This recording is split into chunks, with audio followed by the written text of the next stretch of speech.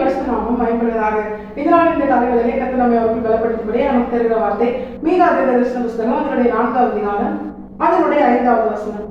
சகல ஜனங்களும் தங்கள் தங்கள் தேவனுடைய நாமத்தை பற்றி கொண்டு நடப்பார்கள், நாங்களும் எங்கள் தேவனாகிய கர்த்தருடைய நாமத்தை பற்றி கொண்டு என்றென்றைக்கும் உள்ள சதா காலங்களிலும் நடப்போம். கர்த்தருடைய பரிசுத்த நாமம் மகிமைப்படுவதாக.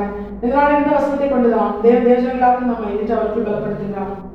தேவஜனங்களாகி நாம் என்றென்றைக்கும் சதா காலங்களிலும் பற்றி கொண்டு நடக்க வேண்டிய ஒரு நாமம் என தெரியுமா? ஆண்டவராகிய இயேசு கிறிஸ்து என்கிற எல்லா நாமத்திற்கும் மேலான நாமமாக பிதாவாகிய தேவனால் உயர்த்தப்பட்ட நாமத்தை நாம் பற்றி கொண்டு நடக்க வேண்டும். அந்த நாமம் மேலான நாமம். வானோர் பூதலத்தோர் பூமிக்கு கீழானோர் எல்லாருடைய முழங்கால்களும் முடங்கும்படியான ஒரு மேலான நாமம். நாமங்கள் யாவும் அறிக்கை செய்யும்படியான ஒரு நாமம். அந்த நாமம் இல்லாமல் ரட்சிப்பு இல்லை, அந்த நாமம் இல்லாமல் மீட்பு இல்லை, அந்த நாமம் இல்லாமல் எந்த ஒரு மனுஷனாலும் பரலோகத்துக்குள் பிரவேசிக்க முடியாது. நானே வழியும் சத்தியமும் ஜீவனுமாயிருக்கிறேன், என்னாலே அல்லாமல் ஒருவனும் பிதாவினிடத்தில் வரான் என்று சொன்ன ஆண்டவராகிய இயேசு கிறிஸ்து என்கிற நாமம். இந்த நாமத்தை குறித்துதான் இந்த வசனம் நமக்கு காண்பிக்கிறது. தேவஜனங்களாகி நாம் ஒவ்வொருவரும் இந்த நாமத்தை பற்றி கொண்டு நடக்க வேண்டும் என்று. பற்றி கொண்டு நடக்கிற அனுபவம் தான் என்ன? நான் ஒரு கிறிஸ்தவர், ஆண்டவராகிய இயேசு கிறிஸ்துவை ஏற்றுக்கொண்டேன், பிறந்ததுலேருந்தே நான் என்னதான் கிறிஸ்தவன் தான், இப்படிலாம் சொல்றதுனால நமக்கு ஏதாவது பிரயோஜனம் இருக்கா அப்படின்னு கேட்டா ஒண்ணுமே கிடையாது. இல்ல மற்றவர்கள் நம்மை பார்த்து இவங்கெல்லாம் கிறிஸ்டியன் அப்படின்னு சொல்றதுனால ஏதாவது பிரயோஜனம் இருக்கா அப்படின்னு கேட்டா ஒண்ணுமே கிடையாது. அப்படி இல்லைன்னா நம்மை நாமே, நான் ரட்சிக்கப்பட்டேன், நான் விசுவாசி, நான் அபிஷேகம் பெற்றேன், இப்படியெல்லாம் நம்மை நாமே அடையாளப்படுத்துறதுனால ஏதாவது பிரயோஜனம் இருக்கா அப்படின்னு கேட்டா அதுவும் கிடையாது. அப்ப எந்த ஒரு அனுபவத்தை குறித்து இந்த வசனம் சொல்கிறது? நாம் நம்முடைய வாழ்க்கையில நிறைவேற்றும்படியாக, தரித்துக் கொள்ளும்படியாக, பற்றி கொண்டு நடக்கும்படியாக இந்த வசனம் நமக்கு காண்பித்து தருகிற அனுபவம் என்ன? இதை தாவீதின் வாழ்க்கையில கர்த்தர் நமக்கு தெளிவாய் காண்பிக்கிறார்.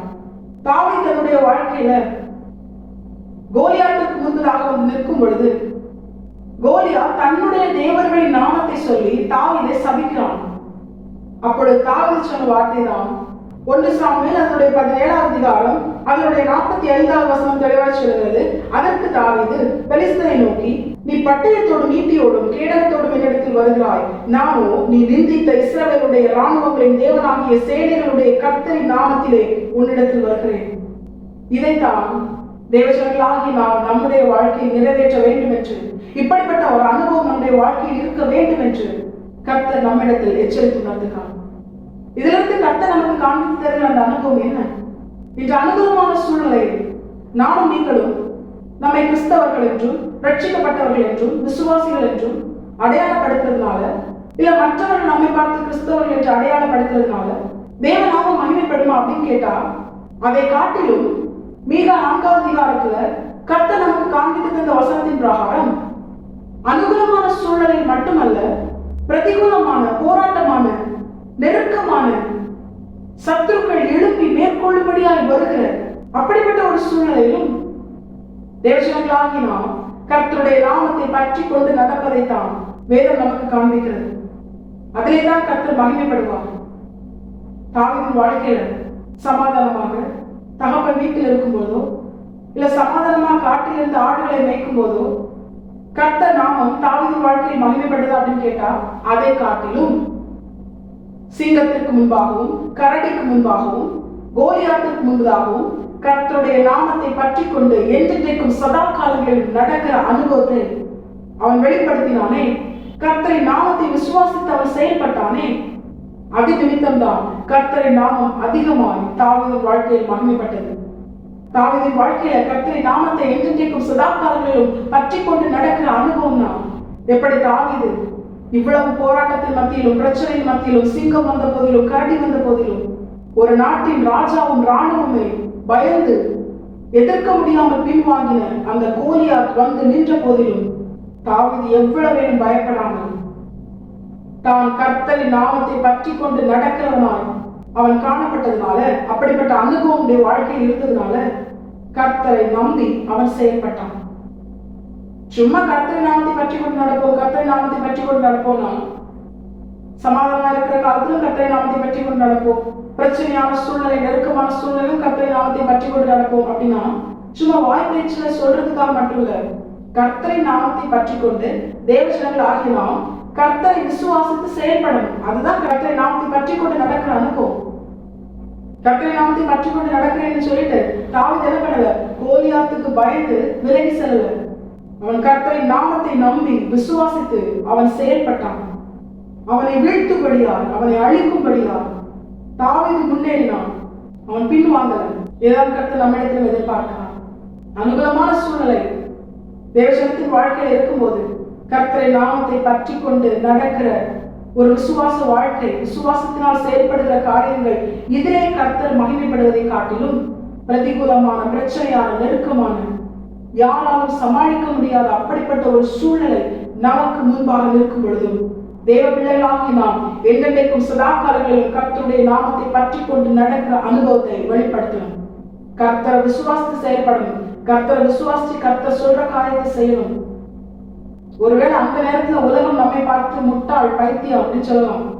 இங்கே தாவீதை பார்த்து மற்ற போர் சேவகர்கள் என்னன்னா சொல்லிக்கலாம், இன்னும் கொஞ்ச நேரத்துல சாக போறான் பாரு, ஒரு கவலை எடுத்துட்டு போறான், ஒரு பட்டயம் கூட என்கிட்ட இல்லை, அது எவ்வளவு சின்ன பையனா இருக்கா பாரு அப்படின்னு சொல்லி என் தாவீதின் சகோதரர்கள் கூட சொல்லிருக்கலாம். இஸ்ரவேலின் ராஜாவாகிய சவுல் கூட அந்த கோலியாத்தை தான் பெருசா பேசுறான். தாவீது தன்னையோ தன் சூழ்நிலையோ தன்னுடைய எந்த ஒரு காரியத்தையோ அவன் பார்க்காமல் தனக்கு அனுகூலமா எதுவுமே இல்லை அப்படிங்கிற ஒரு நிலையிலும் தன் கரத்தில் ஒரு பட்டயம் கூட இல்லை, பட்டயத்தை பயன்படுத்தி பழக்கமும் இல்லை, அப்படிப்பட்ட ஒரு சூழ்நிலையிலும் கர்த்தருடைய நாமத்தை அவன் பற்றி கொண்டு நடந்தான், முன்னேறினான். அவன் பின்வாங்கி போல முன்னேறி போறான். இதுதான் கர்த்தரை நாமத்தை பற்றி கொண்டு நடக்கிற அனுபவம், விசுவாசித்து செயல்படுகிற காரியம். மற்றவங்க எல்லாம் சொல்லலாம், நீ தோத்துருவ, உன்னால முடியாது, நீ அழிஞ்சிருவ, இந்த சூழ்நிலையில இந்த சூழ்நிலை உன்னை அழிச்சிடும் அப்படின்னு சொல்லி அநேக சத்தங்கள் நம்மை நோக்கி வரலாம். ஆனா கர்த்தர் வேதத்தில் நமக்கு எழுதி கொடுத்த வார்த்தை என்ன தெரியுமா, என் ஆடுகள் என் சத்தத்தை அறிந்திருக்கும். இங்கே தாவீது தேவையில்லாத எந்த சத்தத்துக்கும் அவன் செவி கொடுக்கல. என் கோலியாத் சொல்ல சாபமான வார்த்தைக்கோ நிந்தனைக்கோ தூஷணத்திற்கோ அவன் செவி கொடுக்கல. கோலியாத்தின் பயமுறுத்தலுக்கு அவன் பயப்படல. ஏன்னா அவன் இருதயம் கர்த்தருடைய நாமத்தை பற்றி கொண்டிருந்தது, கர்த்தரை விசுவாசித்தது. சிங்கத்தின் வாய்க்கு தப்புவித்தார், கரடின் வாய்க்கு தப்புவித்தார், இந்த பெலிஸ்தியன் ஆகிய கோலியாத்தின் கரத்திற்கும் என்னை தப்புவிப்பார். ஏன்னா யுத்தம் என்னுடையது அல்ல, யுத்தம் கர்த்தருடையது. எல்லாவற்றையும் ஜெயித்தவர் என்னோடு கூட இருக்கிறார்.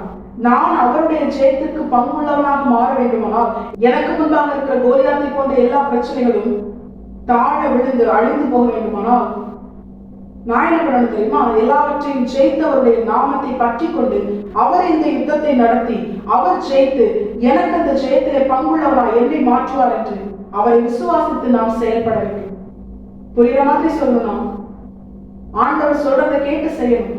அப்படி செஞ்சுட்டோம்னா சத்ருவால நிற்க முடியாது.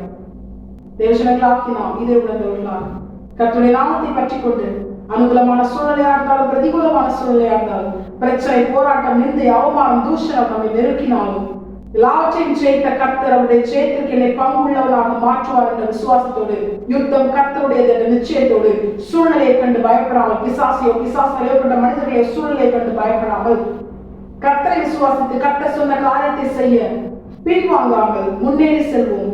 நமக்காக யாவையும் செய்து முடிக்கிற நம்முடைய தேவன் நம்மோடு கூட இருந்து எல்லா காரியங்களையும் அவர் ஜெயித்து அந்த ஜெயத்துக்கு நம்மை பங்குள்ளவர்களாய் மாற்றி நம்மை உயர்த்தி நம்மை அவர் மகிமைப்படுவது அதிக நிச்சயம். தேவஜனங்களாகி நாம் என்றென்றைக்கும் சதா காலங்களிலும் எல்லாவற்றையும் ஜெயித்த கர்த்தருடைய நாமத்தை பற்றி கொண்டு நடக்க நாம் நம்மை முழுமையாக கர்த்தரை பார்த்து அர்ப்பணிப்போம்.